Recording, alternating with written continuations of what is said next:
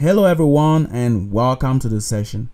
According to the World Health Organization, the estimated number of malaria deaths stood at 409,000 in the year 2019. In this section, we are going to build a machine learning model based on convolutional neural networks to diagnose malaria in a person based on cell information gotten from a microscope.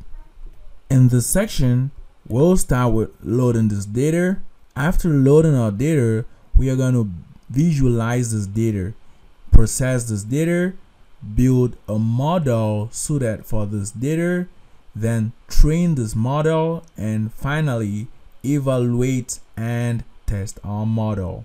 If you don't want to miss out on amazing content like this, don't forget to like, subscribe, and hit that notification button. As usual, we'll start by defining the task, which in this case entails correctly classifying whether an input cell contains the malaria parasite or not. Then we'll go ahead to prepare our data. This data is going to be made available to us from the TensorFlow data sets. Then we build a model. The model, or the particular model we'll be working with in this section, will be the convolutional neural network. Then from here, we'll define the error function.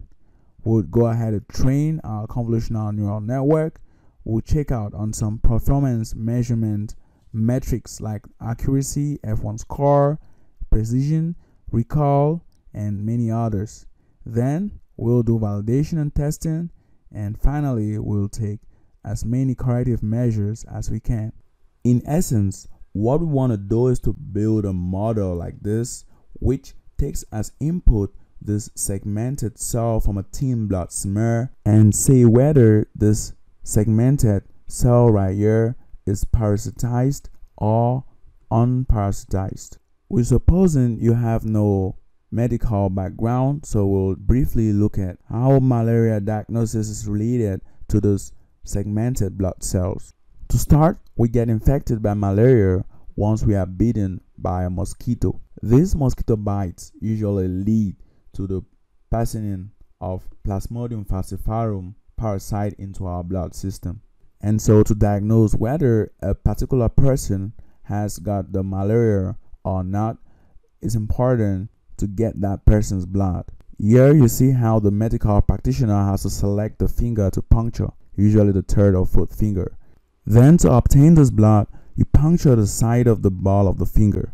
And in the case the blood doesn't well up, you have to gently squeeze the finger so you can obtain the blood. Then always grab the slide by its edge. So to control the size of the blood drop on the slide, touch the finger to the slide from below. From that cdc.gov website, we'll get to this microbe notes website where we'll get more colored images. Now, we've obtained the patient's blood or the person's blood, and there are two possibilities. One is getting a thin smear like this, and one is getting a thick smear. In our case, our data set is gotten from a thin smear like this. So here we have this thin smear, which when passed on a microscope produces images like this. So here we have thin blood film and we have thick blood film. From this point, we now segment these cells. The cells are now segmented, and that's how we obtain an image like this, or a segmented cell image like this, which now could be used by a model to predict whether that patient has got the malaria parasite or not.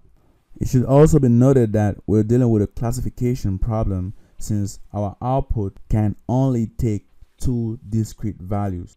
This type of classification problem is known as binary classification. Since throughout this section we'll be dealing with image data, it's important we understand how image data is represented.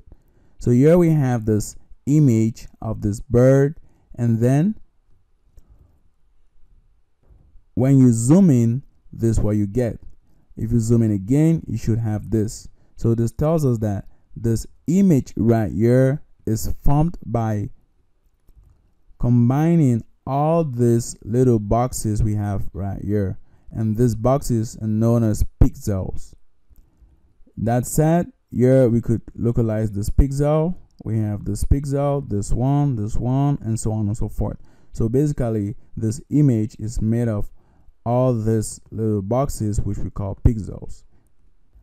If now we take this image from our data set, you could see that you notice from here we have 86 by 82 px, 86 by 82 pixel image, meaning that we have 86. Like, notice how here we go up to 86. So at this point we have 86 in the width. So we have 86 of these boxes. Like, if you have to go from this point to this other point right here, we would go through 86 of these pixels. And then if you have to go from this point to this one right here, you have 82. Now check out what is displayed at this position. So as we move, you should be able to see what's displayed. You see that at this point, for example, we had position 85, 34. So we've gone 85 steps this horizontally and then 34 steps vertically. We considering our origin to be at this top left corner right here. So we have 85 steps and then 34 steps in this direction. And then you should be able to localize these pixels right here. So you could notice how all those pixels now, when combined, will be able to form this image. If you reduce this, you see that it becomes less evident to notice those pixels. So that's it. It should also be noted that each of these pixels contain values ranging from 0 to 255. So here we have values ranging between 0 and 255. And for each and every pixel, we have three different components: the red, the green, and the blue. So if we break this image here into these three different components, we would have something like this. Now note that these values are actually normalized. So basically what they've done here is they've taken all these values and then they've divided by 255. So if you want to get the unnormalized values, you should be able to take this and multiply by 255 to obtain the original values. That said, notice how at this point here, at this position, we have this. At this position, we have this and this. And so we could represent image data in terms of the height, the width, and the number of channels, which is in this case equal to 3. So we have height, that's the shape of our image tensor, height by width by 3. And then another common format is the grayscale format. With the grayscale format, this number of channels equal 1. We have just one channel, and it could be represented as a 2D tensor. Another interesting point to notice, though we've said for each position or for each pixel we have a given value per component, we have to note that all these values fall between black and white. That is, for black, if you want to get a black value, that the pixel value will be 0, and then for white, the pixel value will be 255. Obviously, when we normalize these values, here we're going from 0 up to 1. So that's it. In this data section, we'll make use of a data set contained in the TensorFlow datasets module right here. So here you just have to pick your problem and you will have a whole lot of data sets available to you. In our case, we're dealing with image classification, so we select this, we scroll down, and we should get malaria. So here we have malaria, so we'll double click on that, and here we go, we have our malaria data set. Now you could visualize your data set and you could get some information or description about your data set. The malaria data set contains a total of 27,558 cell images with equal instances of parasitized and uninfected cells from the thin blood smear slide images of segmented cells. So here we are going to explore our data. You could come right here, draw the border, so that's why you have this border, and then group by label. Notice how we have the parasitized label and the uninfected label. and both have equal number of images. So in fact, what the scientists have done to gather this data set is they have gotten this segmented blood cells from tested malaria patients, and these cells right here from tested non-malaria patients. Let's click on this. You see we have our cells. There we go. You could always visualize all the cells here. And then let's get more information about the image content metadata, aspect ratios. You see, there we go. We have the format. This is PNG, megapixel resolution, mode, RGB mode. We're going to look at this shortly. Pixel height 112, pixel width 91. Also note how not all the cells have exactly the same pixel height and pixel width, so they all have different pixel heights and pixel widths. We have other information about the dataset like the home page, source code, versions, download size, dataset size, auto cached, splits. In this case, we just have a train split, so it's left on us to split this dataset into train, validation, and testing sets. We have the features here. We see we have an input image and we have the output label. Note how the number of classes here equal 2. Then we could look at some examples, and finally we have the authors. In order to load this data so we could make use of it, we're going to make use of TensorFlow dataset.load method right here. You see that this method takes several arguments, and this here have default values, but we need to specify the string. So we need to specify the name, which in this case is malaria. This also has some outputs. So if you get this, or if you succeed to load the data set, then you should be able to get this output. Notice now how this integrates with the TensorFlow data API, which we talked of in the previous section, and which is an efficient way of dealing with TensorFlow data sets. So here, all you need to do is to load the data, and you should have your TensorFlow dataset with the dataset information. Let's now dive into the code. We'll start by importing TensorFlow, NumPy, Matplotlib, and we shall import TensorFlow datasets as TFDS. So we import our TensorFlow datasets, that's fine, and we could go straight away into loading this dataset. Here we have TensorFlow.load, and we'll specify the name malaria. So once you specify this, you should obtain your data set. Recall we have our data set, let's say data set, and we have data set info. So that's it. Let's run this. You see we're downloading this data set. After loading the data set, we obtain an error. So let's go ahead and check in the documentation. By default, this with info information right here is false. So trying to get this dataset information right here will throw an error. Let's now add this with info right here. With info, we set that to true, and we run again.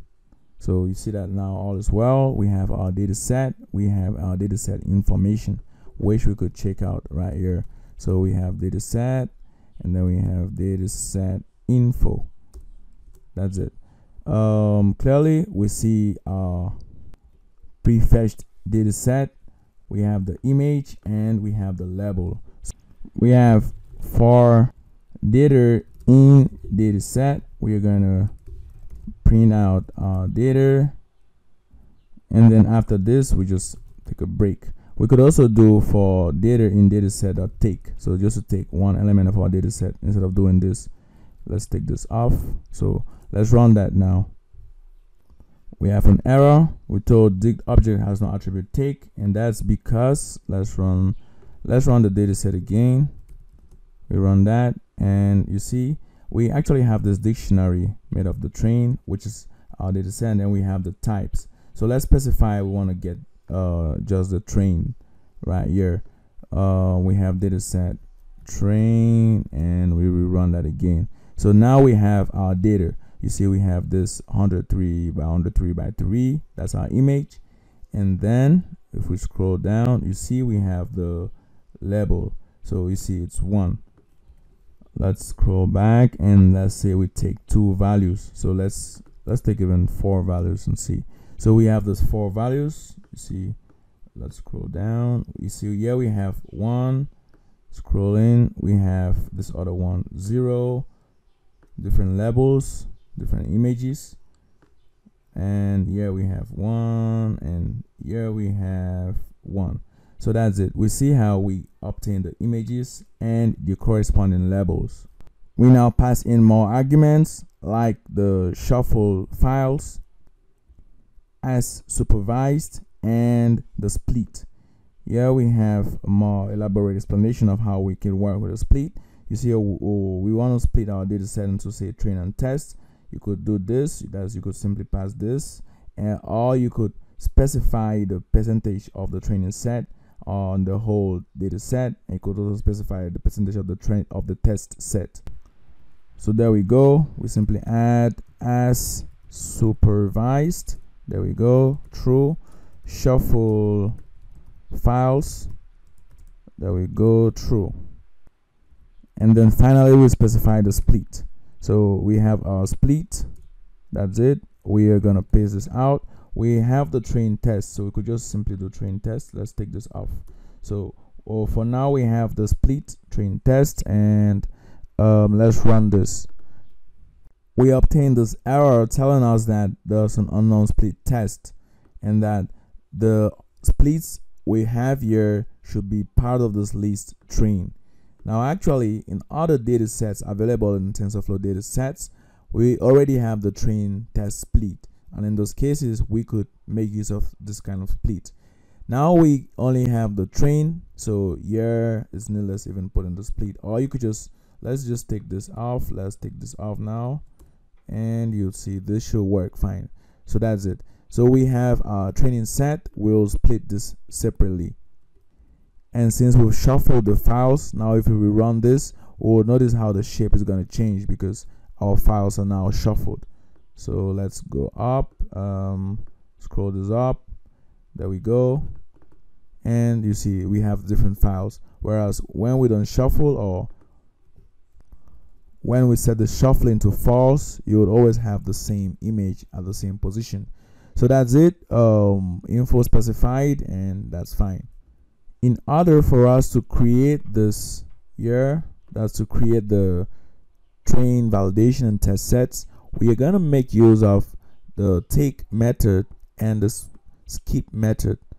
So let's take this example. We have this little data set we created, and we want to print out the data set after skipping 7 values. So here you see, if we skip 7 values, we have this. Now if we take 6 values, you see we have those first rather here take. So let's put here take. We have those first values. So let's do this. At every level we print out dataset.as numpy iterator. So we print out the data set.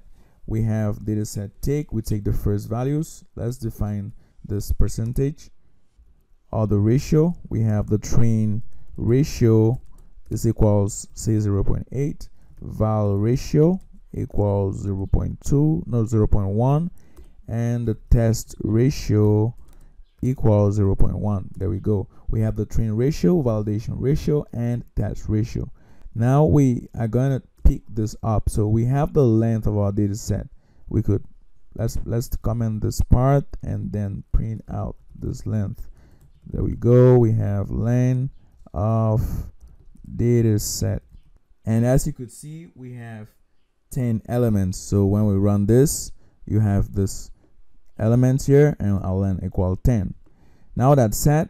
To obtain the trained data set, all we need to do is simply take the first 80% of our data set.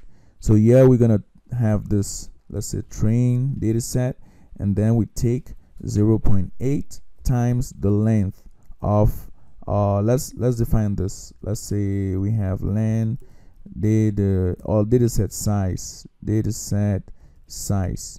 There we go. So we've defined our dataset size. We have that dataset size. That's fine. Now that we have this, we print out this train data set. So you could see here how we are not able to convert this.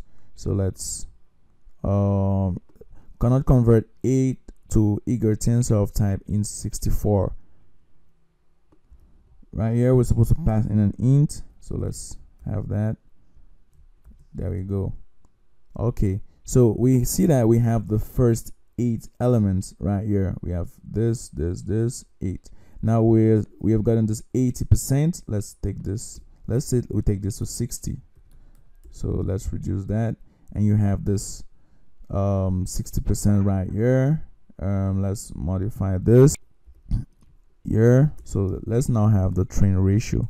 So here we have train ratio, we run that, and there we go. You see we have the top 60%, and if we get back to 80, we have the top 80%, or rather the first 80%. Now we have the first 60%, so we have this first 6 elements right here, and we're left with this other 4 elements. Now let's go ahead and see how we could get this other 4 elements. To obtain this, all we need to do is to use a skip. So we're gonna have that and define our validation. So we have here val. Now instead of taking the first 6 elements, we're gonna skip this first 6 elements so we could start getting this other elements right here. So here we have skip, and then we specify that we're skipping this first 6 elements. So here we're gonna have 6. So that's it, and we print this out. Let's have this val right here. So that's it, we have our validation. You see we get this first 6 elements, but recall that our validation is in fact this 2 elements right here. So what we're gonna do again is, after skipping and getting this last elements, which essentially is made of the validation and training set, we are now going to take out take the first 2 elements which correspond to the validation set. So right here we have val data set is now equal. Notice how instead of data set as previously, now we're dealing with the val data set. So we have val data set dot take. So here we have val data set dot take. What are we taking? We're taking this first 2 elements, which could be obtained by having this int of val. So where we have val ratio times our data set size. So times our data set size, we have the val data set, and now let's run this. There we go. You see we have now 6 7. Now in order for us to get this next, all what we need to do is to skip. So we've gotten this as validation data set. Let's call this val test. Actually, let's say this is our val test, and here we have our val test. So we get the val test, which is this. To obtain the validation, we take this first 2, and then to obtain the test, we skip this first 2. So right here we are gonna copy this again and then paste this out. We have the test, which takes this val test and then takes this val test, but the difference is here we have the skip. So we run this, and there we go. It's not exactly what we expect. We should change this. Here we have test. So that's it. Now we've gotten the train set, we've gotten the validation set, and we've gotten the test set. We could play around with those values. Let's suppose we have no validation. So we have that. You see that we have this empty list, and then all this is used for the test. Now we could create a function from this. We'll call this function the splits function. So we have our splits function. What it takes in is the ratios. So we have the train ratio, the validation ratio, we have the test ratio. That's it. And what does it do? It simply does exactly what we've just done right here. So let's copy this out, let's cut it out, and then have it here. Here we're taking the data set too. So we have our data set, and that's it. No need to define our data set again. So we just have this data set, and let's take this off. So we cut that off. Let's put this here, and we have our data set size from the data set. We define the training data set. No printing again. We have the validation. We have that. Take this off. We have the test, and then we go ahead and return. So we return our train data set, our validation data set, and our test data set. So that's it. So we've returned all this, and let's send this up. So we have this method right here which we've built, and then from this we have our data set. We're gonna pass this in here. So let's have let's say we want to have val. So we have val data set, or rather train data set. We have val data set. We have test data set, and this equals split of data set and train ratio, val ratio, and test ratio. So that's it. So we've passed all this in, and then now we could from here print out. So here we could print out our train data set, for example. So we have this train data set. We could print out our val data set, and then we could print out our test data set. So we get this right. That's it. We run it, and we told split is not defined. This is actually splits. So let's have that s, run again, and that's fine. There we go. We have our 3 data sets. So we have our train, we have our validation, and then we have our test data set. In here we could always have this. So we could say list as numpy iterator. So here we have this. This a list. So we have that, and that's it. So there we go. We have the train. We could do same for the validation and the testing. This is what we now obtain. We can now test out the splitting with our own data set. So we'll comment this part and go with a data set. We'll reload this. Here we go. We've reloaded that, and then we shall pass this data set now in here.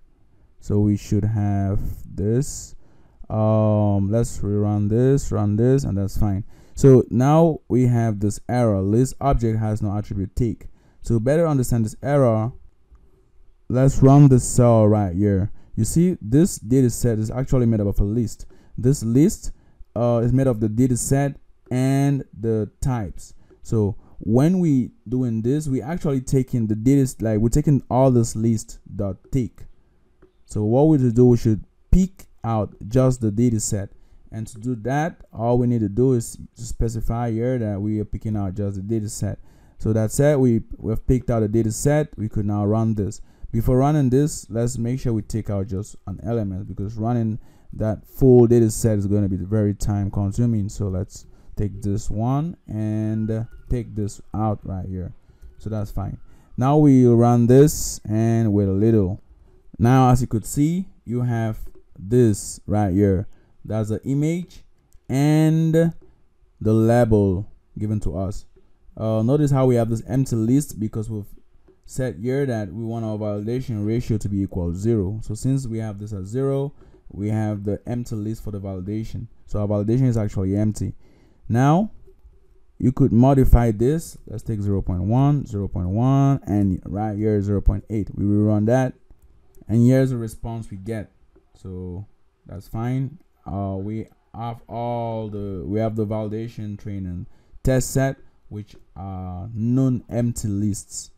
We'll now get into visualizing our data set, or visualizing some elements in our data set. So we have for image. So here we're picking out the image and the label in enumerate, and we have the train data set. We could as well pick out the validation or the testing data set. So we have that. Let's take, say, 16 elements, and then for all this, we'll come up with subplots. And here we pick out 4x4, because we are having to plot out 16 different images. At this point, we do plot.imShow of our image. So that's our image we're plotting out, and then we run this. Here's what we get. This is actually what we expect. And now what we could do is, by the side of every image, we could put out a label. For each and every image, we'll put out a title. We have the title, and what we'll do is we have data set info, because here we're interested in getting the corresponding level name. So we have say a level 0, we want to get his name, and we could have a level 1, we want to get his particular name. Here we have this, and we have the features. To understand this better, you could check out this dataset info right here. You notice that we have this features, and then we'll pick out the label. That said, we are just gonna go straight away into this. We have label, and then we convert this into a string. So we have the string, and then we pass in the label. Now we're passing on this label we've got right here for the corresponding image. And then once we have this right, we run it, and we take this off. So that should be fine now. We have this images and the corresponding labels.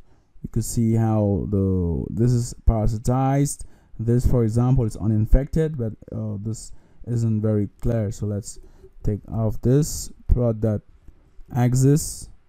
We've set this to off. Run that, and that looks better, but we could make this better again. If you want to know which of these is the level 0 and which is the level 1, let's take this from here, and then we print out says 0. You see that this level 0 is given to us as parasitized, and 1 is uninfected. So that's it. At this point, we're gonna dive into data processing.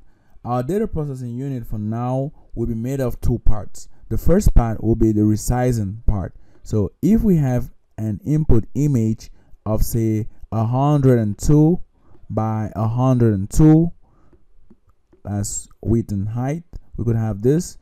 We're going to transform this into an image of a fixed width and fixed height. Now that said, all our images, irrespective of their widths and heights, will now have just one width and one height.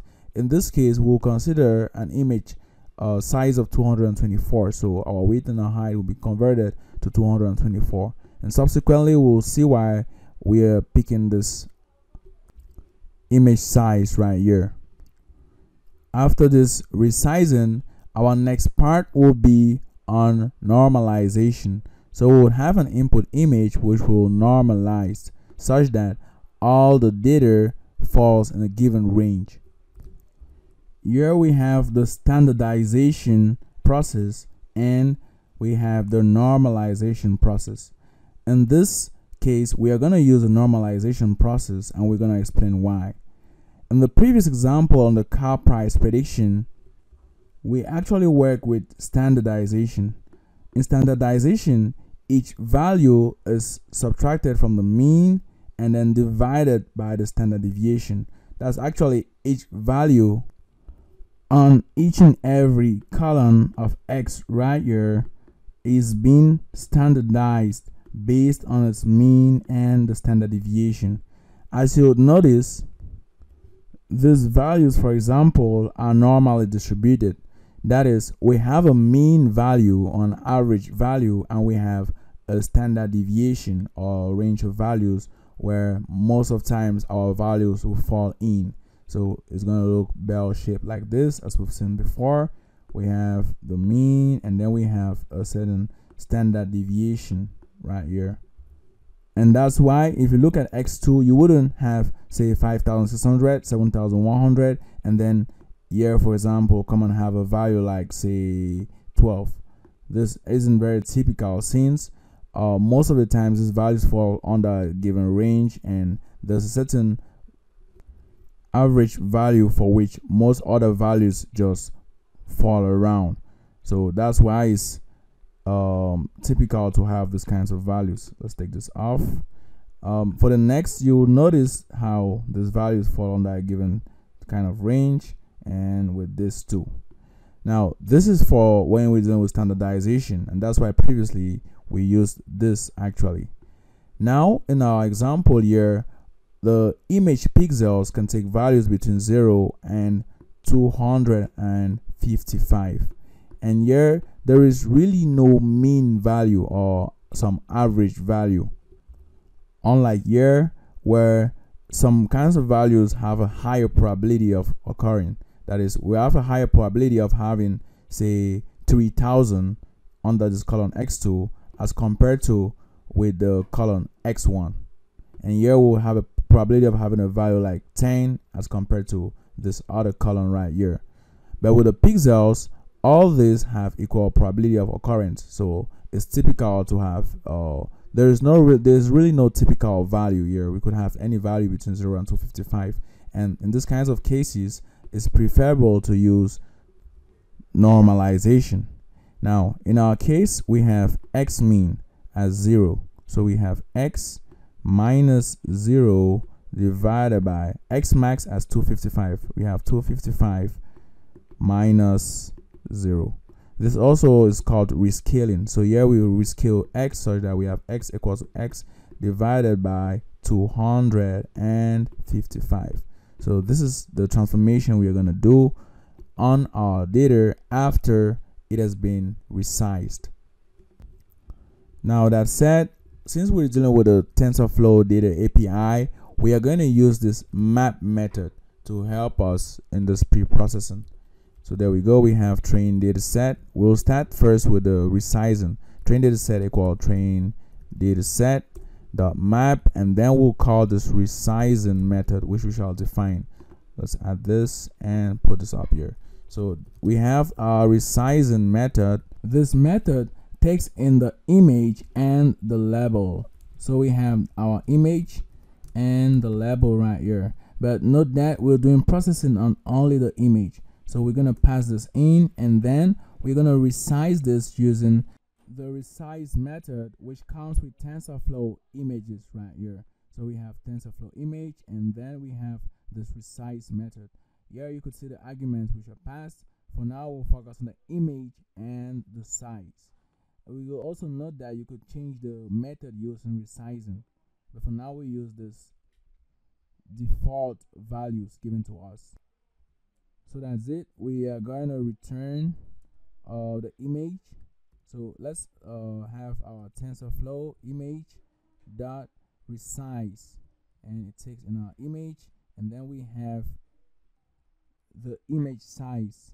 So we'll have im size by im size. Note that we are going to define the im size here. So we'll have im size equal 224. So we have this resizing. All images return to this 224 by 204, 24 shaped image. Now we have resized this. We just put out a label. So here again, we just basically taking the image, resizing it, and then the label remains the same. So we could run this, and then we have our train data set, which now has been resized.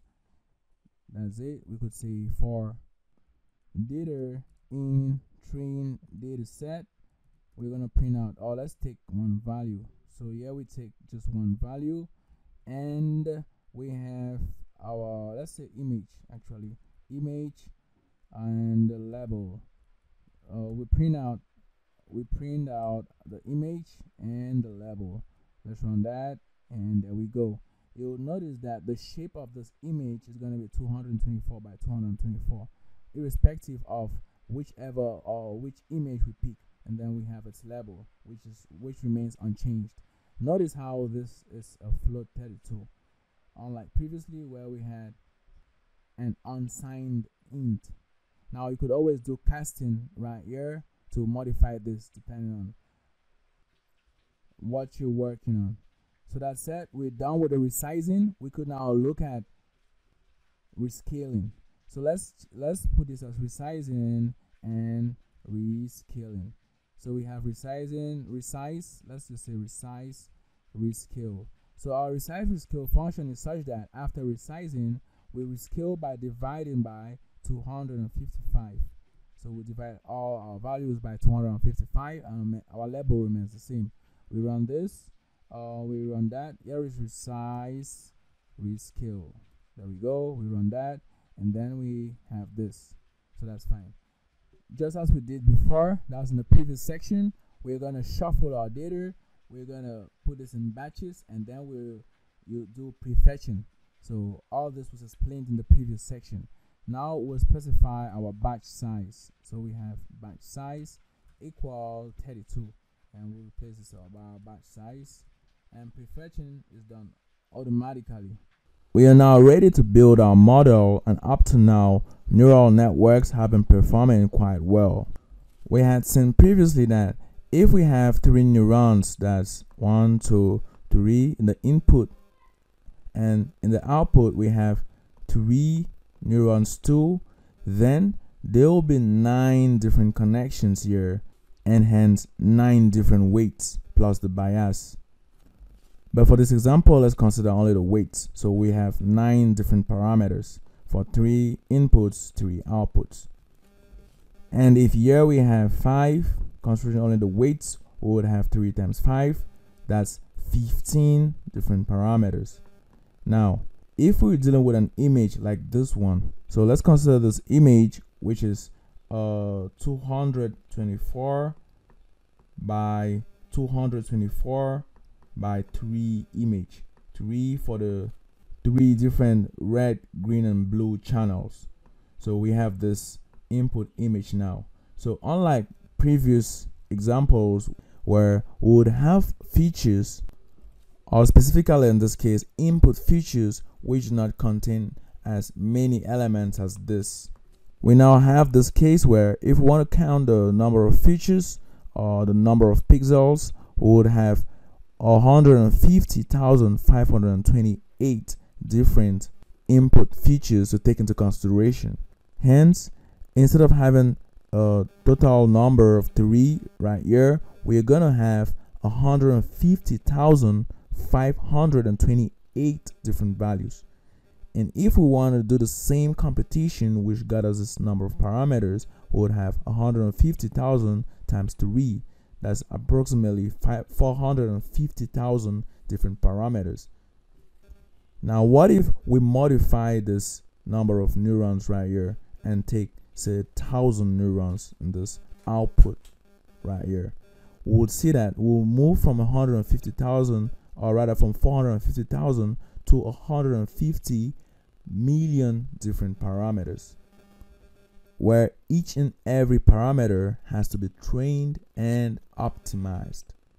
This becomes clear that deep neural networks like this, or better still, dense layers or fully connected layers, aren't scalable, since when we increase the number of features, the total number of parameters also increase considerably.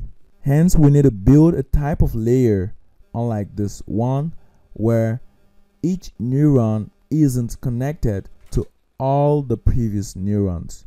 And this layer happens to be the convolutional layer. In order to better visualize this, we'll use this demo platform from Ryerson University. So here we'll put in a figure, let's say 4, and then we'll see exactly how this conv nets work. So we have this, and then we have this input right here. So we get this input, we have some weights, and then this output features. Note how to obtain this particular pixel right here, only a few of these inputs are used. And so here we call this the receptive field. As you could see, we have the receptive field right here. And if we take this other example, you see it's on receptive field. You see, to get this value, only these 4 values you see below. Actually, this one, this, and this. So you could see here. Let's scroll back. Okay, so only those 4 values have a role to play when it comes to giving us the corresponding value we have here. And so unlike with a dense layer, where to obtain this value, we needed to link this to each and every previous neuron. Now only just some neurons in this neuron's receptive field play a role in getting this value. Another great tool for better understanding the convolutional layer is this CNN explainer. Actually, CNN stands for Convolutional Neural Networks. This is created by J. Wang, Robert, Omar, Park, Das, Fred, Kang, and Polo. We are really grateful for this tool. Before getting back to the explainer, let's take this example. Right here we have a 4x4 image, so we have 16 different pixels. If we flatten out these pixels, that's if we put these pixels out like this, such that we have these inputs, and then in the output we have 4 different neurons, then here we would have 16 by 4 connections. That's we'll have 64 different parameters excluding the bias. But with a conv layer, we could leave from this 4 by 4 to just a 2 by 2. So we could leave from this 4 by 4 to this 2 by 2 with just 9 parameters. So we would have what we call a kernel right here, or a filter. So we have this filter, which is 3 by 3, which actually corresponds to our weights, which we've seen already. This kernel here, kernel size 3, will produce this output of 2 by 2, which when we flatten out can give us this output right here. And so instead of working with 64 parameters, we're working with 9 parameters. If we want to replicate that same example in the CNN explainer, here's what we get. We have this input right here, which produces this output. Now, notice how we specify that the kernel size equal 3. And because the kernel size equal 3, we are able to get this output. But how is this output gotten?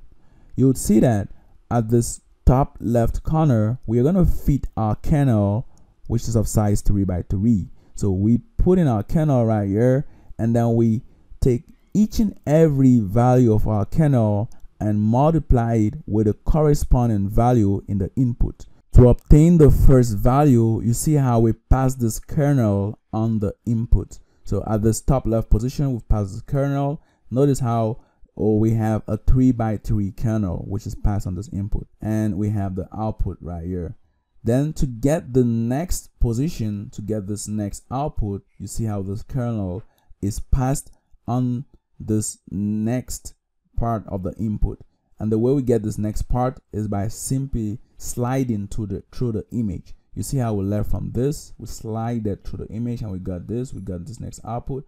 And since we've gotten to the end, we move to the next position, which is this. We get this next value right here, and then from here we slide again to this end, and we finally get this value. So that's how we get all these outputs from the inputs and the kernel or the filter. We can now go ahead and increase this input size. Let's take, for example, 7. You see we have input size of 7 by 7 input image, and then we have this output 5 by 5. The reason why we have this 5 by 5 is because we have this kernel size of 3. If we get to increase the kernel size to 5, you see our output reduces. You see when the kernel size gets to 6, our output reduces. Let's take this back to 3. So you take back to 3, and this input of 7 by 7 gives us an output of 5 by 5. We see how when we get to this, we have that output, move, slide, slide, slide, slide, move to this next here, slide, slide, slide, and so on and so forth, right up to the end. So from here, we see how the size of the receptive field of each of these outputs equal 3, which is actually our kernel size. The next thing to notice is reducing the kernel size permits us extract more features from the inputs. You would see that since we have this input 7 by 7 with kernel size of 3, we have the output 5 by 5. So we've extracted much more features from this input as compared to when we push a kernel size of 6. Here we'll extract less features from these inputs. Now, though using a smaller kernel size permits us extract much more complex information or complex features from the inputs, working with larger kernels permit us extract larger input features. One logical question which may come to your mind is, how do I get the size of this output feature map right here? To get this, we'll use this formula where this output width is equals the input width minus the filter size plus 1. If we take this example, we have an input width of 7 minus a filter size of 3 plus 1 this gives us 5. So that's how we obtain this right here. Now if we take say kernel size, let's take the kernel size to be 4, for example. In that case, we have 7 minus the kernel size 4, which is 3, plus 1, which gives us an output of 4. And that's how we obtain this output right here. Now in a case where you're designing a convolutional layer and you want to get a particular feature map size, say for example in this case, if you want to get an output size of 3, then all you need to do is to specify this kernel size to be equal to 5, and you should get this output. Now in some cases you may want to have a particular feature map shape, but using just the kernel size you wouldn't be able to get that. And so to match up with the particular output shape would include a pattern. Let's look at this pattern. You see we're having 7 by 7, and when we take this to 1, you see that we go from 7 by 7 to now 9 by 9. Notice how it's written here. After pattern we have 9 by 9. So we'll leave from this 7 by 7. Let's take this in this box right here, this internal box, and then the pattern leads us to 9 by 9. Notice how after doing the pattern, and if we play around with our kernel size, we go from 1 1 to 8 8. So we go from 1 1 to 8 8. But with 0 pattern and the input size of 7, you see we go 2 3 4 and 6. So we cannot go up to 8 8. We cannot have an output of 8 8 when the pattern is 0. Whereas when we increase the pattern by 1, here we increase the pattern by 1, that's 1, you see that we could go from, we could get an output of, say, let's put a kernel to 3, we could get an output of 7, of 8, you see, up to 1. So that's it. Now we understand how this pattern works. Basically we just have our input and then we add this surrounding elements right here. We just pad our input image.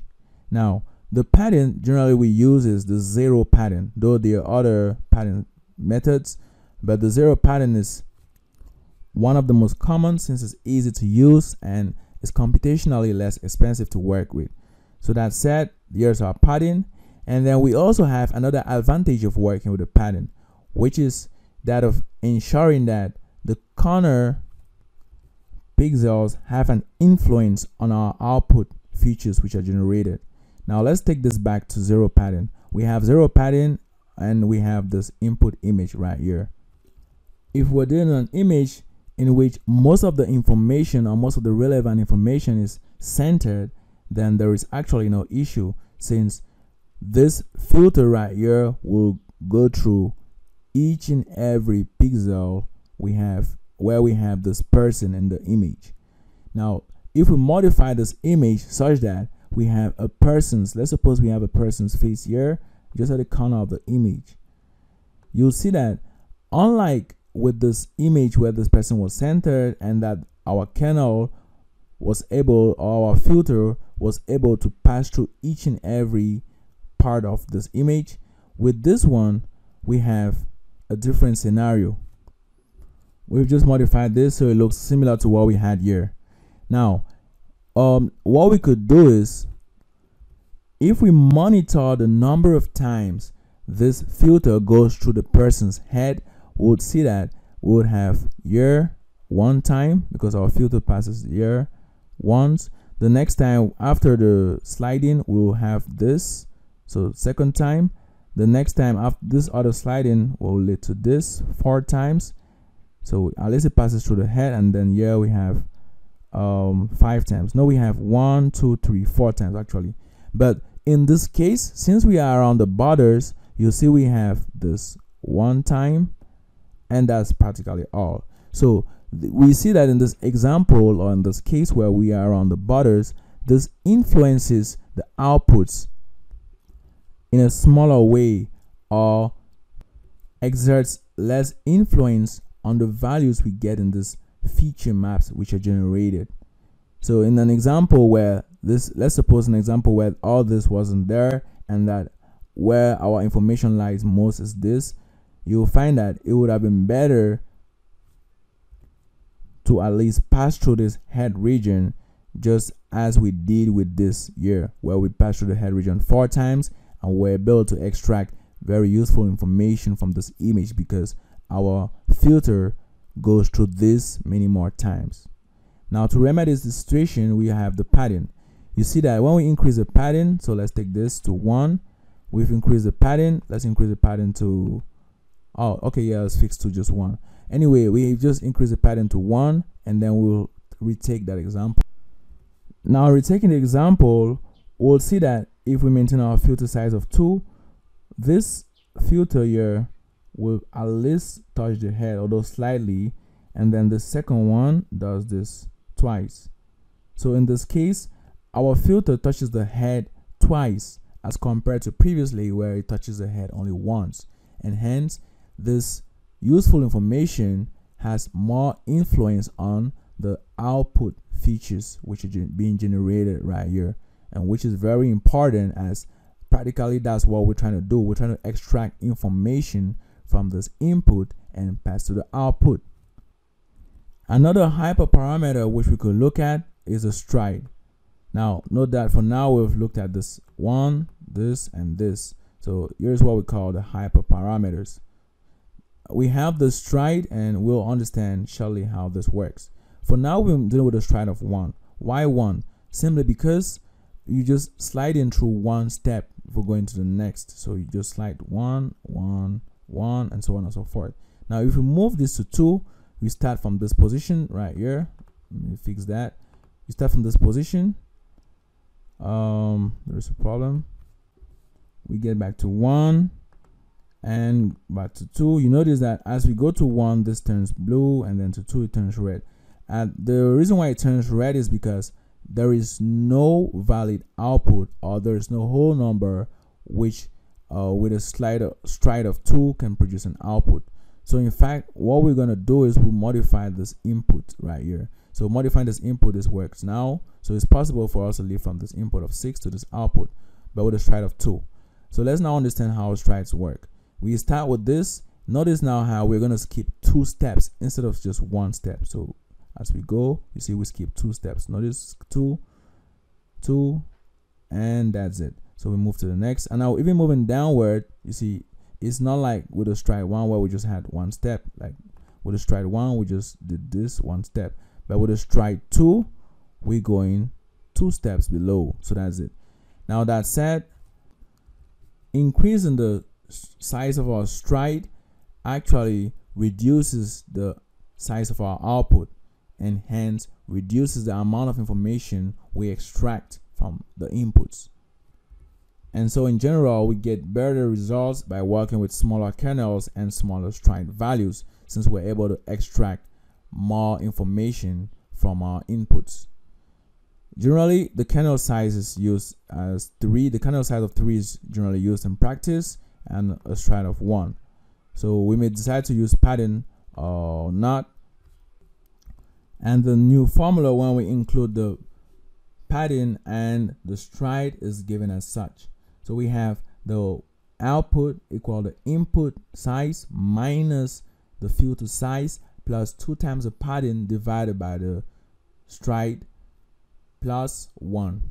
In this case, if we have an input size of 6, so here we have 6 minus filter size 3 plus 2 times the padding, also our padding 1, so it's plus 2, divided by the stride. Stride is 1 and plus 1. There we go. We have an answer of 3 plus 2, which is 5, and then plus 1, which is 6. So that's how we obtain this output size right. Also note that one good thing with working with a library like TensorFlow is when you don't know the exact pattern to use, such that you have particular output size, you could specify the pattern to be valid. Once you specify the pattern to be valid, TensorFlow automatically calculates the pattern for you such that the output you want matches up. Up to this point, we've been supposing that our input image is two-dimensional. That is, we have a height and a width. Now, what if we use the kinds of images we have in real life, that is 3D images, where we have the red channel, the green channel, and the blue channel. So if we have this RGB image right here, RGB image, we'll see how we get the output. Now the way this is done is quite straightforward. So what we have is, in this case, we include this pattern. So you see it's been 0 padded. We've included this pattern, and then we have our kernel right here. Now notice how we have this kernel, and then it goes through this first part, or this top left corner, and what we do is we multiply each value right here. We have -1 times 0 plus -1 times 0 plus -1 times 0, and so on and so forth, up to plus -1 times 0 right here. You have -1 times 4. So basically what we're doing here is kind of like a dot product. So we're taking all these elements, multiplying by their corresponding elements, and then adding all this up. Once all this added up, we should have 41. So you could take this as a simple exercise, and then you should be able to get 41. And then we have this other kernel right here, where we repeat the same process. We have this, and then we have this kernel, we have this. So here, what we do is we have we take this, we obtain this value, take this, obtain this value, this, obtain this value, and then we add all this up to get this answer 41. Now note that we also have the bias, which we've not yet included. So for now we have this 41. Now we move to the next step. So we slide through next step. Yeah, the stride is equal to 1 actually. From here we do the same process, -1 times 0, this -1 times 0, added up, and all of that. So all that added up, all this added up, all this added up, we have 12. We repeat the same process right up to the end. So that's how we obtain our output right here. So you could also check out on this other more visually appealing example in the CNN Explorer website. So here we double click on this, and then we see exactly what's going on. We have it here. You see how we're forming this outputs by sliding through the kernels over the inputs. So here I click on this, you see I slide through this, and you see how all these values are multiplied and then added together to form the output. So that's it. From this point, we move to this explained visually project by Setosa. Filtering is a core part of image processing, and since we're dealing with image data here, it's important for us to better understand how this works. So right here, we'll choose a kernel or a filter. Let's pick this sharpen filter right here, or this sharpen kernel. Notice how once we pick a kernel, these values change. That's the values of the filters actually change. Let's take this outline. You notice the change.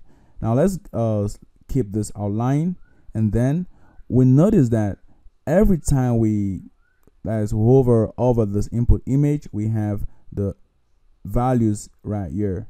That's to the right. So for now we have this, and then let's notice that here we have this -1. That's -1 times at this position. Notice at this position we have the value 255. So 255 times -1 plus 255 times -1 plus unknown value, unknown here because we are the borders, so there's no value. And then we have 249 times -1, 255 times 8, 233 times -1, 255 times -1, and then all this sums up to give us a given value. Since we have this unknown values, here is unknown, so we have no value there. But if we change this position and then we fit around the I region, you see we have a value of -533. So we notice that no matter the image we put in here, we'll always get an output where the outlines are being highlighted. So if you check out this image which we've just inputted of Elon Musk, you see that the output is this image right here which highlights the edges. And so as it's explained here, they highlight large differences in pixel values which generally occur at the edges. So around those regions, you see those large differences have been outlined. as compared to this zone here where there's no difference. And since there's no difference, we just have this black region. So here again, you see that we have the filter. That's it. This is the exact same value we have right here. We have the filter, and then this example shows us how this output is gotten. Now, the major difference between what we're doing right here and the convolutional neural networks is that with this, we know this kernel values. So we know that we have this matrix -1, -1, -1, -1, 8, -1, -1, -1, -1, which is an edge detector. So we know this, and then we know the obvious output. But with the convolutional neural network, or with a convolution layer to be specific, what we do is initially we just initialize these values, and we let the model during training to learn these values automatically. So these values are learned by the model during training automatically. One of the very first convolutional neural networks, or ConvNets, was built by Yann LeCun in 1989. And right here we have the structure of this ConvNet known as the LeNet. This LeNet takes in an image. Here we have a 28 by 28 by 1 image. Here we just have one channel, black and white image. And then we pass this through a convolutional layer, which we've just seen. After passing through the convolutional layer, we have the sigmoid. But also note that here we have a 5 by 5 kernel. We have +2 padding. So if it's 0 padding, we'll add zeros around our input, and then add another 0 or another group of zeros around our features. Then from here we have this output 28 by 28 by 6. So shortly we'll see exactly how this output is gotten. So we've seen we have the sigmoid activation. From here we have the pooling layer. Now this is a subsampling layer, and we'll understand how it works. So we have 2 by 2 average pooling kernel, and with a stride of 2. From this we have another convolutional layer with 5 by 5 kernel. Here is no padding, and we have this output activation, pooling, flattening. With flattening, all the features have been modified, so we'll leave from this 3D tensor to a 1D tensor. And then we have this dense fully connected layer, followed by sigmoid, followed by another dense fully connected layer, followed by sigmoid, and finally we have this dense layer with output 10 neurons. And the exact reason why we have this output of 10 classes or 10 neurons, since we have 10 classes, is because we were predicting whether an input is either a 1. So these inputs are images of handwritten digits. So we want to predict whether the handwritten digit is a 1 or a 2 or a 3 up to 9.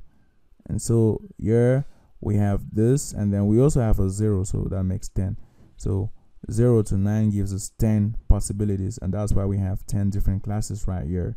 Now for the AlexNet, it was built to correctly classify whether an input image belongs to one of 1,000 classes in the ImageNet dataset.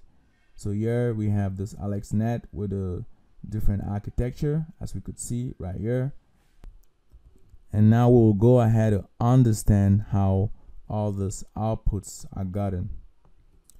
And so we'll be rebuilding the LeNet architecture, but this time around considering an input 64 by 64 by 3. So right here we have the RGB channels. We have R, G, and B. If we pass this input now through this convolutional layer, we're gonna have this output. And how do we get this output? To get this output, we have to take into consideration these parameters which have been given to us for the convolutional layer.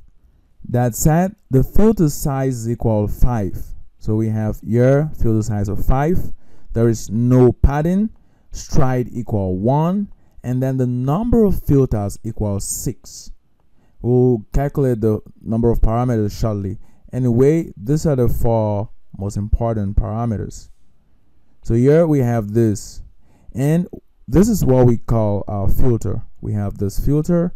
You see that we have the dot products which are computed to get the outputs as usual. And so we take this, like this are like our R, we have this, then we follow suit with this, and then we follow with this. So we take this and then compute the dot products and with the other 2, and then from this we add all this up to obtain each and every value for this very first feature map right here. So to obtain this feature map, we are using this filter. Now, this shows us clearly that when we specify that the number of filters equals 6, it doesn't mean we actually have just 6 of this, as you may feel like number of filters equals 6 means we have 6 filters stacked like this. Here we have 5 and then 6. So we may feel like we have just 6 stacked like this, which is not actually the case. What happens is we have 3, there's this 3 channels, and then each of our filters also have the 3 channels, as you could see. And so what we call a filter here is this 3, or rather this 5 by 5 by 3 kernel right here. Now we've done the computation and we've had for this, we repeat the same process. So we take this for the R, we repeat this, and then we obtain this next. We do all this the same way up to this position, and then we have this right here. And that's why when we have 6 filters, we're always gonna have 6 channels. Then if you do 5 by 5 by 3 and all that times 6, so if you have 5 by 5 times 3, that's 75. 75 times 6 should give you a total of 450. And since for each of these filters we add the bias, that is, we have an extra bias for each of these filters. We have 1, 2, 3, 4, 5, 6 biases. So adding this plus 6, we have 456 parameters to be trained. So here we have 450 weights and 6 biases. That said, we've understood why we have the 6 channels. Now, how do we obtain the 60 by 60? The way we obtain the 60 by 60 is by applying this formula, which we've seen already. So here we just have the output equal 64, filter size 5, so we have minus 5, padding, no padding, so padding is 0, stride 1, so we have 64 minus 5, and then plus 1. This gives us 64 minus 4, which is equal 60. And that's how we have this output right here. From here, we move to the subsampling pooling layer. For the pooling layer, we have these 2 parameters. That's, we have the number of filters, and then, or rather, we have the filter size, not the number of filters, the filter size, and then we have the number of strides. To obtain the dimension for the pooling, the formula is slightly different, obviously, because here we don't have the padding. So we have x minus f divided by s plus 1. And then we'll leave from this to this feature map right here. Notice how we still maintain the number of channels, but our input feature map has been subsampled. For the particular case of max pooling, if you want to understand how this works, let's say we are at this position. Let's take this position. Let's take a position where we have some values. Notice how as we pick this value, you see the max is 0.02. So you should look around, look at this. So we see here the max is 0.08, and so on and so forth. So basically what we're doing is we're just simply sliding through the whole image, and then for every, since our kernel size is equal to, we have a 2 by 2 kernel size here. So for every 4 values, we are going to pick out 1 to represent them. And in this case, this 1 is the max. In some cases, we'll instead take the average of this. That's known as average pooling. But for this max pooling, which is the most commonly used, we take the max of all these different values. That said, to obtain this, we have x, that's in this case, we have x equals 60. So let's take this off. X equals 60 minus f equal 2 divided by the stride. Our stride is 2, and then plus 1. So 60 minus 2, 58 divided by 2, 29 plus 1 gives us 30. That's how we get this. We still maintain the number of channels. Here's another example showing even more clearly how this max pooling works, or pooling in general works. So if we have this input, so we're picking out just one of this. Suppose we're picking out just one of these channels, and we have this. We are gonna have our kernel 2 by 2. That's it. And then what we get as output is 0, since the max of 0, 0, 0 is 0. We have a stride of 2. So notice how we've shifted by 2 positions. Stride 2, and then the max here is 2. We move again, stride 2, max now is 2.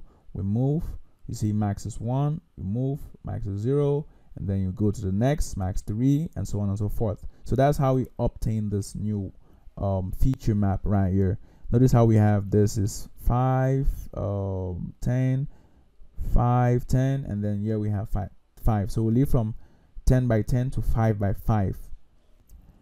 After this subsampling layer, we have the activation. We've already looked at activation in the previous section. We've seen the sigmoids, and we've seen the ReLU, we've seen the tanh, and we've seen the leaky ReLU. So that said, we understand that, and now we move to the next convolutional layer. Filter size equal 5, pattern no pattern, stride 1, number of filters 16, number of parameters 2416. So you could take this as an exercise to be able to show that the total number of parameters we have is 2416. That said, we're gonna have this output right here. We have the ReLU added, and then we have this output.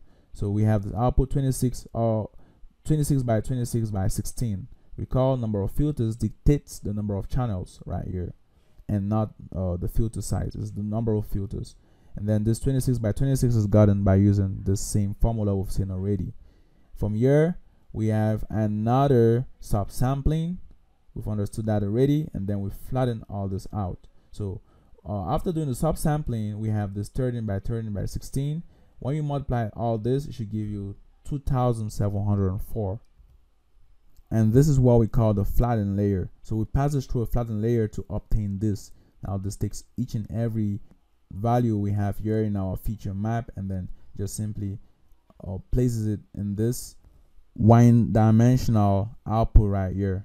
Then from here we have the dense layer, which we're used to working with already, and then we have 1000 neurons in the output, and finally we have 200 neurons. In our case, we should have 2, since we're actually predicting whether it's a parasite or it's a non-parasite, so we should just have 2. Anyways, we understand all this now, and we should be ready to dive into the code. Before moving on to the code, let's get to see what the feature maps of a trained convolutional neural network looks like. As you could see right here from this example from the Stanford website, we have this car which is passed into a convolutional neural network, and then in its output we have it predicting a car. As you can notice, this first layers actually serve as filters for low-level features like the edges. So you'll notice that this input or this feature maps from the first layers produce visually interpretable outputs.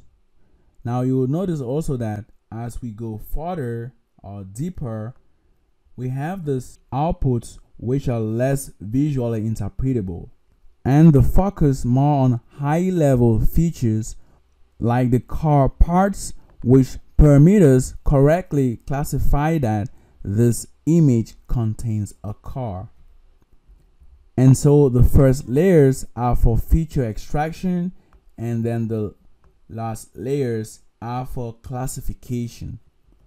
Both subsections actually need each other, as if you do feature extraction and you don't have layers which are able to permit us correctly classify this image, then we will not achieve our goal. And in the same sense, if we have a good classifier but we get this kinds of inputs directly where we've not extracted useful features from them yet, then our classifier is not going to perform well. You could also check this ConvNet MNIST demo by Andrzej Karpathy, where he trains a model on the MNIST dataset. Here we have our model, the input conv pool, and softmax. So here we have this on MNIST dataset, and then we're having this passed in, as you could see.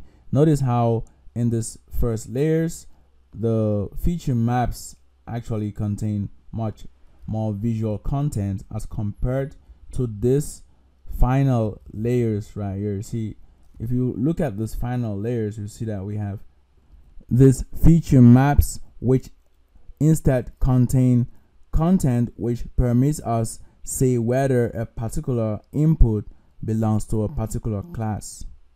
If you want to build convolutional layers with TensorFlow, you could make use of this TensorFlow Keras model right here. So that said, we're just gonna come to the layers, tf the Keras, and then we pick layers, and then we'll find the conv2D layer. So here is the layer we're searching for. We'll double click on that, and then here we go. We have the arguments. That's what we pass in this layer. The filters right here corresponds to the number of filters. So let's take this off. Here is the number of filters. We've seen this already, NF, and then the kernel size corresponds to the filter size. From there we move to the strides, which take a tuple. Let's take this off and check this out. So here we have this tuple actually, and then what's important to note here is the fact that if you want to do striding of say 1 2, that is 1 2, then in the height dimension your striding is going to be equal 1, and then the width dimension is trying to be equal to. So if we have this feature map right here and we pass a kernel, we are going to be sliding and skipping 2 steps in this horizontal direction, while when we come in or when we're going downwards, we are going to be skipping only 1 step. So that's what this means. Now in the case where we are having exactly the same number of steps sliding horizontally and vertically, then the striding, like in this case, can just be given as equal 1.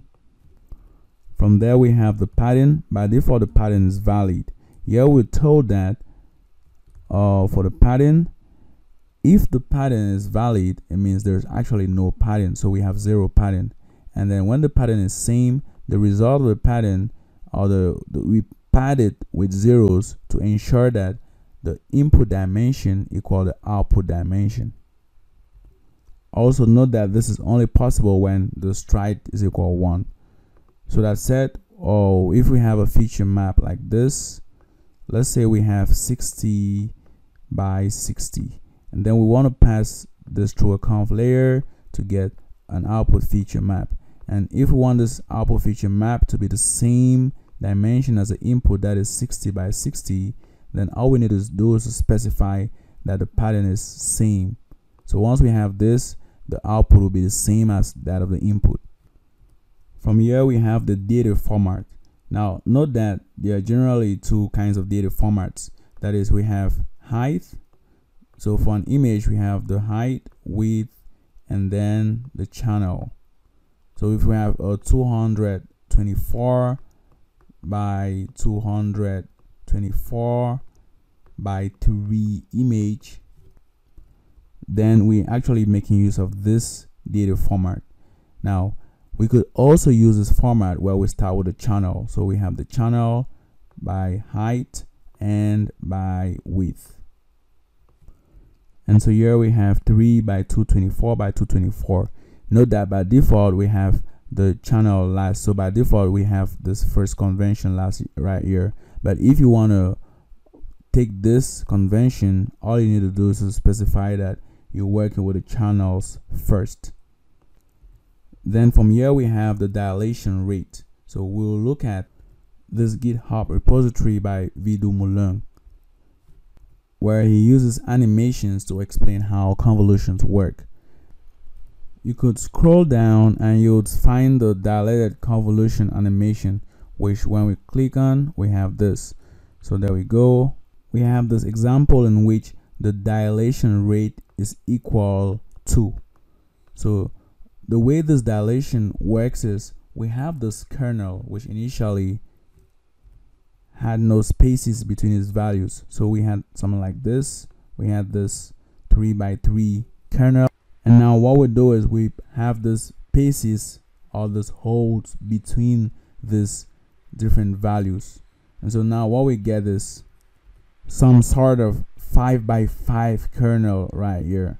If we're working with a dilation rate r equals 3, then instead of a single hole here, we are gonna fit in 2 other holes. So we're gonna have this, we just have 1, 2, and then we fit this, and then we have 1, 2, and then we fit this. So that's how we build this out. We have this and then that. Now to get the shape, we have 1, 2, 3, 4, 5, 6, 7. So we have a 7x7 filter now. It should be noted that the dilated convolutions are used in problems where we want to keep increasing the receptive field as we keep going deeper in the network while maintaining the number of parameters. The next argument is the groups, and according to the documentation, this is a positive integer specifying the number of groups in which the input is split along the channel axis. This means that in this case, for example, we could break this up into 3 different groups. So we have 1, 2, and then 3 groups. Then each group has its own group filters. And then the output is a concatenation of all the group results across the channel axis. From here we have the activation, which we've seen already, and then we'll say whether we're going to use the bias or not. We have this kernel, that's the weight initialization, and then we have the bias initialization. We have this regularizers, which we'll see subsequently, and then we have the kernel and bias constraints. In order to create our convolutional neural network, we're just going to make use of this sequential API which we had built previously, and then we'll define the input layer. So here we have this input shape 224. We had defined this as im size actually. So we have im size, that's it, by im size by 3. We could also define number of channels, but I just let it to be equal to 3. Then from here we have no normalizer, and then we have this conv2d layer right here. So we have this arguments which are default, so we wouldn't bother to check on this. We will take this off, and that's fine. So we'll have this. There we go. We have our conv2d, which we copy, or rather we cut that off, and then we put this after the input layer right here. So there we go. We have our input layer. We want 6 filters, and then with a kernel size of 5. So that's it. Our stride, we could take this to be equal 1. There we go. Padding is valid, so that's what we expect. And then just here we have our activation. So we have activation, we could say sigmoid. We have the sigmoid activation since we're replicating the ReLU, or rather the LeNet architecture.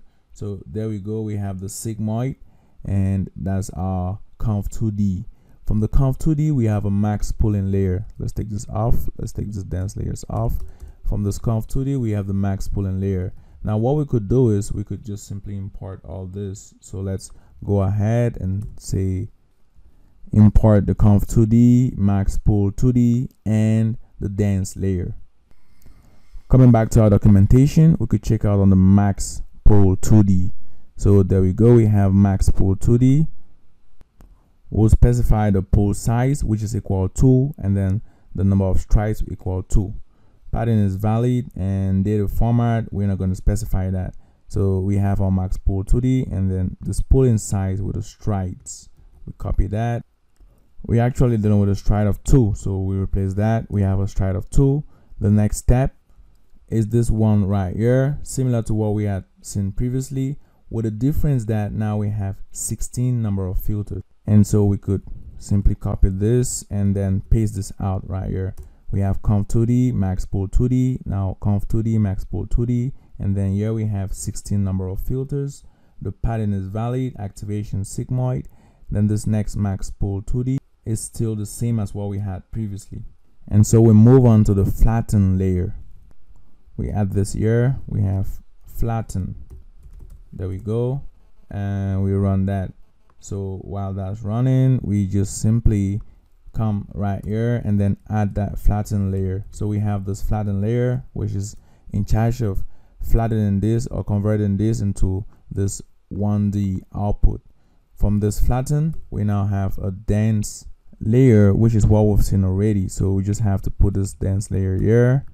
Let's take this like this, and there we go. So we have our dense layer, and then the activation is sigmoid. So we're respecting the activation used in the Lunette paper. Then we have this here, we could take 1,000, and then we have that. We add another dense layer, add this other dense layer.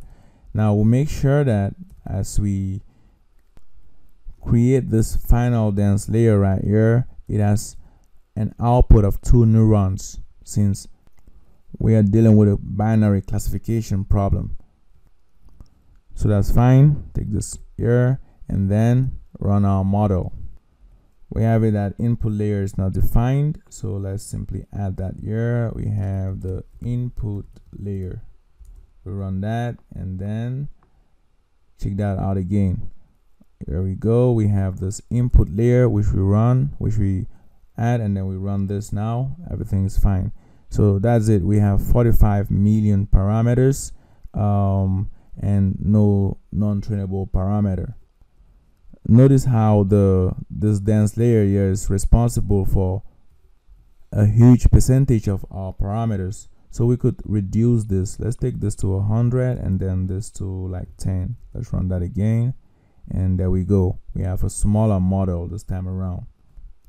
A point to note is this number of parameters which we pre-calculated here. Here we have 456 and here we have 2460.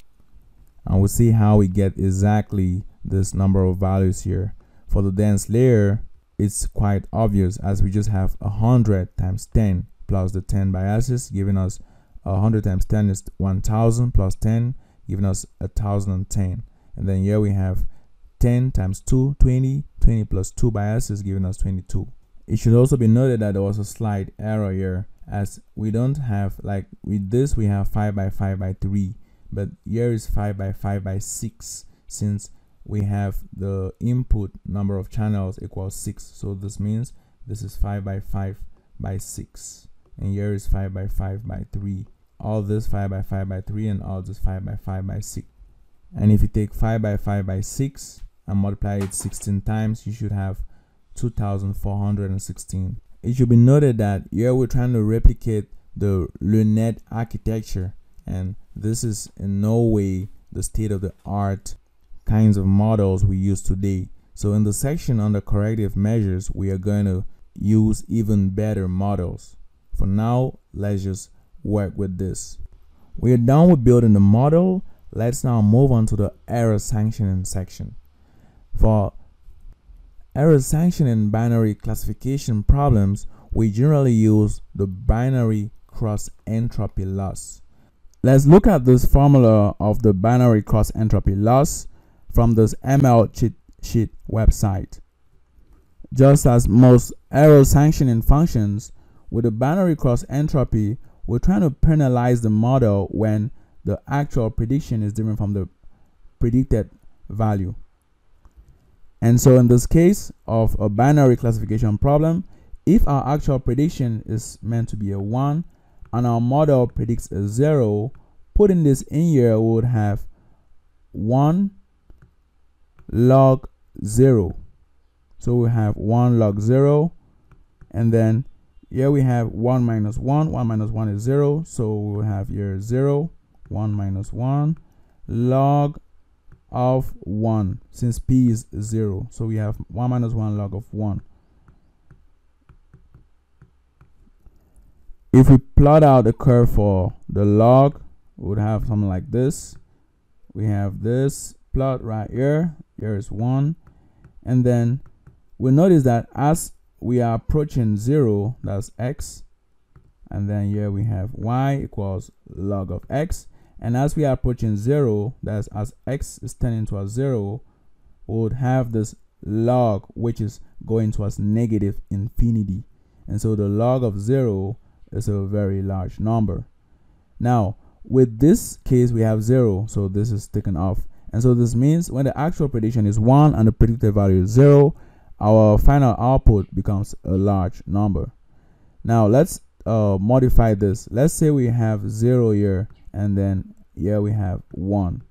In this case we would have a similar scenario, because here we're gonna have for the y is 0, so you have 0 times whatever we would have here will be 0, so we would have 0 here, and then here we would have 1, because 1 minus y, let's erase this, 1 minus y, take this off, 1 minus y in this case would give us 1, since we have 0 here, and then we'll have log of 1 minus p. P is 1, so we have log of 0, and again we have a large value because log of 0 is taking us towards negative infinity, and then we have 1 times that big number giving us a big number, and so our model is sanctioned because it hasn't correctly predicted the expected output. And then supposing the actual prediction is 1 and that our model actually predicts 1, in that case we would have here 1, so we have 1 log of 1, and then we have 1 minus 1, so here we have 1 minus 1, and then log of 1 minus 1, that's log of 0. But here we have 1 minus 1, which is 0, so 0 times this will cancel out, and then what we'll be left with will be this. And as you could see here, when x equals 1, log of x equals 0, so log 1 is 0, and then we have a final answer of 0. So our final output here is 0, telling us that the model has done its job correctly. If you do the same for when actual is 0 and predict 0, you'll see that you always have this here 0. Now note that this 0 log 0 is actually a standard limit, but we wouldn't get into that, and you could check on our calculus course to better understand that. For now, just know that this will give you 0, and then here we have also 0. So our final output is a 0, and our model now makes use of the binary cross entropy loss to update its weights. So if we have a 0, and then let's say we have 0.8 right here, we compute this BCE, that's the binary cross entropy loss, y true, y pred. There we go. You see we have this value of 1.6. Now let's modify this, so let's have say 0.02, and we run that. You see we leave from 1.6 to 0.02, and then if we take say 0.2, you see we have this. Now you could always stack up outputs as we had in the beginning, so let's have back this outputs, and then we have BCE, y true, y pred, and run that again. You see we have this value here for our loss, and then if we take this to 1, you see now we have here 0, 1, you see the loss is increased. Another argument we could pass in here is the from logits argument. You could check on the other arguments in the documentation. For the from logits argument, by default it's actually false, but then this default value of false is supposing that the output of our model, the y pred, will always produce values in the range 0, 1. Now the way our model has been constructed ensures that all our values will be produced in that range, because we have the sigmoid right here.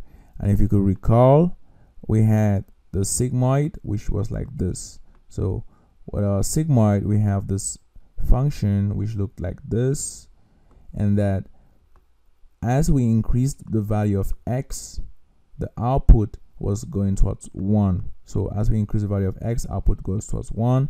As x becomes very small or take a very large negative number, x goes towards 0. So in fact, it's going to always ensure that the output lies between 0 and 1. That's why it's very important to have the sigmoid here. Now, in the case where we don't have the sigmoid, that is, our output doesn't necessarily lie between 0 and 1, what we're going to do is say that we're going to use from logits equal true. So specifying from logits equal true simply means you are trying to say you are not sure that your output or your model output will always fall in the range 0, 1. Now that said, if we run this, you see we have a totally different response. So you have to be very careful when working with this. If your values range between 0 and 1, make sure you use the default from logits equal false. From here, let's go ahead and compile our model. We have our optimizer, we have the loss. Our loss is the binary cross entropy loss. So here we have binary cross entropy. There we go. And then the metrics, for now, let's take this off. So we just comment this part for now. We're not going to take that into consideration. So that's it. We've compiled our model. So we could run this, compile our model. Adam is not defined. Let's go ahead and define all this. Adam now defined. Let's take this matrix off. And then we have the binary cross entropy. Binary cross entropy. There we go. We run that. We're running this now. Everything works fine. And so we go ahead and train our model in a similar way we had done previously. Right here we have our train data and our validation data. Let's also reduce this learning rate. Let's run that, and then we start with the training. We have this error which reads logits and labels must have the same shape. This shape is given versus this one. Now we'll try to understand together why we're having this error. So let's go right up to the model creation. Now, when creating the data set or when processing this data set, we had this kinds of inputs and outputs. For the inputs, we had 224 by 224 by 3, and for the output, we had just 1. And this was because our output could take either a 0 or a 1. But the way we've defined our model is slightly different. With this model definition, we actually have a shape here of 2. So let's take this. We actually have a shape of 2, meaning that we could have 2 outputs, whereas the way our data set was constructed was such that we could only have 1 output. When our output is 0, we suppose that it's parasitized, and when our output is 1, it is uninfected. And so because of this, we are going to modify our code such that this output here is 1. Let's run that again, and there we go. So we've modified our model, we recompile our model, and then we get to train our model. We still have the same error, but this comes from the fact that we changed this name from model to LeNet model, so that when working with other models, we could always find ourselves. So we have LeNet model, and then here is LeNet model. So that's it. We run that again, and that should be fine. So we've started out with our training process. You see, we're training, but this looks very slow. Let's check on the runtime. So let's click on change runtime type, hardware accelerator, and we see none. So we're actually using a CPU here, of which we should be using a GPU. So that's it. Let's check on this, and then let's select GPU. So that's fine now, and we save. We will run that again. We are told this model is not defined, and this is because every time you change this runtime, you have to restart all this. So let's rerun this and then get to the training. The training process is now much faster than what we had previously, as you could notice.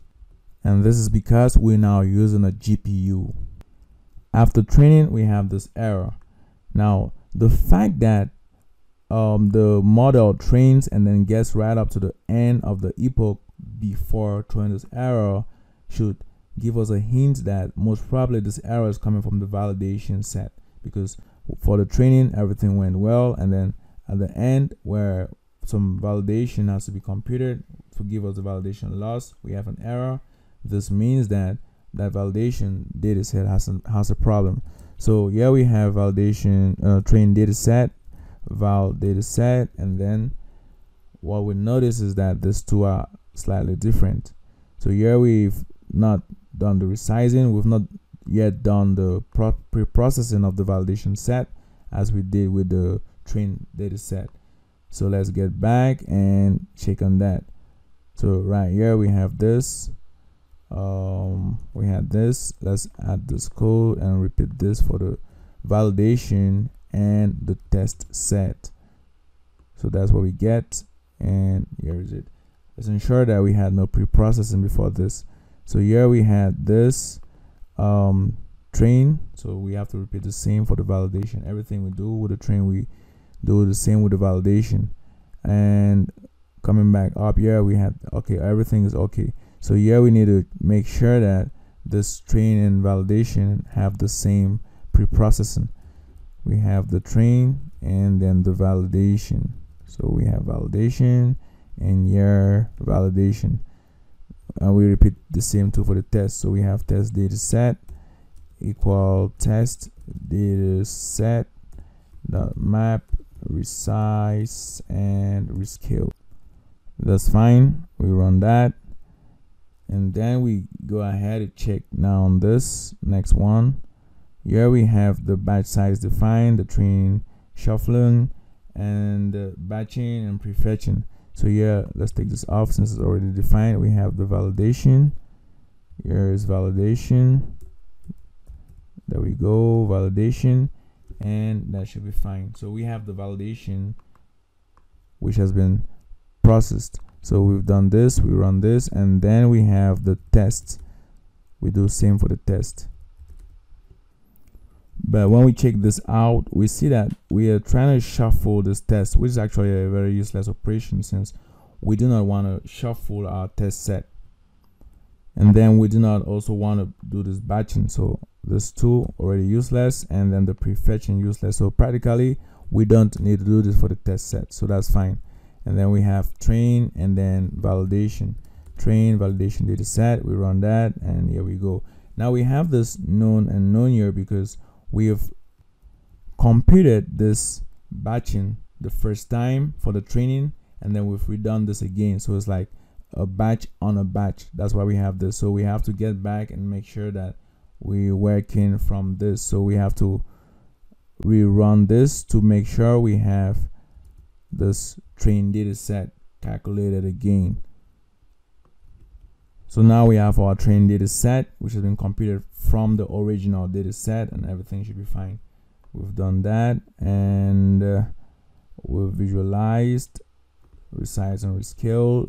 Yeah, this could be done too for the testing, so that's why we allowed this, because we need to resize and rescale for our test set. So we have that fine, and then here we go. We run this right here. Run this validation and train. You see everything is now okay. So we have that. That's fine. Our model. We have a model. It's needless actually reinitializing our model since we've already started with training. So we'll just keep it from here. But for demonstration purposes, let's just rerun this again. So we've been training for a while and we're getting this very poor results. We notice how the loss isn't changing at all. For the validation, it's kind of similar situation. We having this change just within 5, 4, 4, 5, and that's it. Another thing we could do to make this debugging faster is, well, for now, take off the validation. So let's take this off for now, and then let's stop this training. We now make some changes to our model right here, where we, instead of having this activation, we have ReLU. And then here we have this ReLU. Right here we have ReLU. There we go, we have ReLU. And this is a sigmoid. We would also want to reduce the size of this receptive field. So we'll take the kernel size to 3 and your kernel size to 3. So that's it. Let's rerun this and see what we get. There we go. We run that, and now we don't have the validation, so the training should go faster. We see again here that nothing has really changed with the training. So let's interrupt this and get back to our model. There we go. We have our model. We're now going to include batch normalization. In batch normalization, values of the same or values belonging to the same batch are standardized. So we have x becoming x minus the mean mu divided by the standard deviation. So that's it. Let's add this batch normalization layer right here. Batch normalization. There we go. We have the batch normalization. After this conv2d again, we have batch normalization. And then with the dense, we have batch normalization. We'll do the same for this. Let's not forget the commas. So we should have this here and have this here. Let's copy this and then paste it out here. We have batch normalization. So that's fine. We have included batch normalization. We rerun the model. Batch normalization not defined. Let's have this here. We have batch normalization. There we go. So we take this and then we rerun our model. We're running this. That should be fine. Our model is now recompiled. So we recompile our model and then we feed the model. What do we notice? We have this loss which now drops normally. And so we see how important it is to work with a batch normalization layer. Apart from this, the batch normalization layer serves as a regularizer, and we'll see that subsequently. Given that our model is now training properly, we could halt this training process and then include performance measurement. So here we have the metrics and we have accuracy. So our performance metric here is accuracy, and we run this. So when training, we'll be able to see how the loss and the accuracy both evolve. There we go. We recompile the model and we go back to training. A model's accuracy is equal the total number of times that model predicted an output correctly divided by the total number of predictions. This means if we have a model right here, let's say we have model A right here, and then we have another model, say model B, and that we allow these two models to carry out, say, 1,000 predictions. So we have totally 1,000 predictions. Now, if model A does 800 correct predictions, then its accuracy is 800 divided by 1,000. Now you could put this as a fraction or in percentage. So here we have 80% accuracy. Now if we have model B, which does 980 correct predictions, so we have this accuracy of 98% for B. And in this case, we'll say that model B outperforms model A. It should be noted that the accuracy as a performance metric isn't always the best choice of a performance metric when it comes to classification problems, as others like the precision, the recall, the F1 score, and many others exist. For now, we'll use the accuracy, and later on we'll look at the other metrics which we could use when we're dealing with classification problems. After training through 20 epochs, we have this results here. Now let's plot this out. So let's plot our loss and then plot the accuracy. We have these two plots. There we go. We see that the training and validation losses both keep dropping, and then the accuracy too keeps increasing, though the train accuracy is slightly greater than that of the validation accuracy.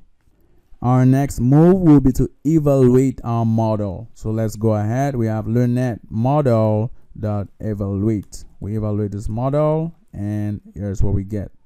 We receive this error telling us that there's an incompatibility with the expected shape and the shape of this test data set right here.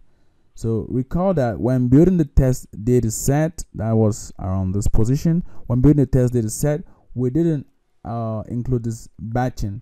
So let's just do that straight away. We have, let's add a code cell, and that's it. So here we have test data set. Now before doing that, let's print this out first. Let's print out the test data set, and you see the train data set. So we have that. You'll notice that with the train we have this batch dimension, whereas here we don't have that. So to include that, we have test data set equals test data set, and then we include a batch of 1 since we just testing on single elements. So we have that, we run it, and there we go. So here if we run test data set this time around, you see we should have this batch dimension. Now let's go ahead and evaluate our model. There we go. On data, this model has never seen. It has 94.16% accuracy and a loss of 0.2. This sounds interesting, and note that we could continue with this training, so you could train for more epochs as compared to this. And many scientists have made this remark where sometimes they'll forget to stop the training, and then they come back and notice that they've gotten an even better performing model because they allow that model to train for a longer time. After evaluating our model, let's look at how to do model predictions. Now the whole idea of model predictions makes sense since we have trained our model on inputs and outputs, and then now we want to pass in an input and let our model automatically come up with the output. That is to say whether the image contains a parasitized cell or an uninfected cell. That said, all we need to do right here is our model.predict. So we have this predict method right here, and then we pass in our data.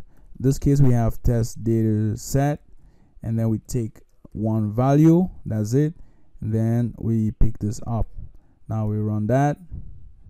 Model not defined, we have LearnNet, and run that. So that's it. We're told that this is an uninfected cell. Now we'll define this method parasite or not, which is defined such that if we have an input x, then that if that x is less than 0.5, we consider that we have a parasitized cell, and if it's greater than or equal to 0.5, then it's an uninfected cell. Recall that the way the data was created was such that parasitized was 0 and then uninfected was 1. So we are having a threshold value of 0.5. This threshold value is defined now such that every value less than it is considered parasitized, and every value greater than it is considered uninfected. So that's it. If you now replace here with parasite or not, and we run this again, we are told that this is uninfected. We are going to do the testing on 9 different elements. So right here we take 9 of this, and then we do the subplots. First we do the initial, and we specify this because we don't want the batch dimension.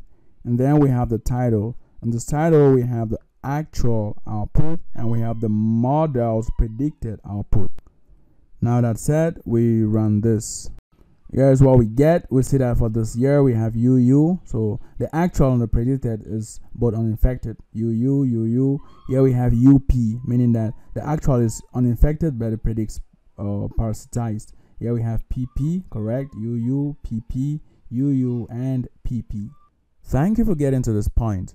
In our next section, we'll look at corrective measures.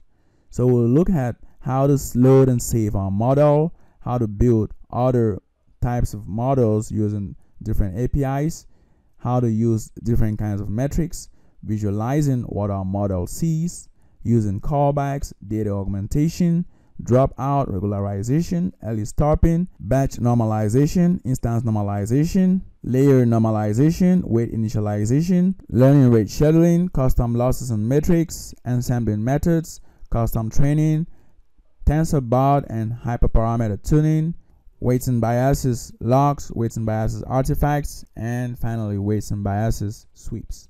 That's it. See you next time.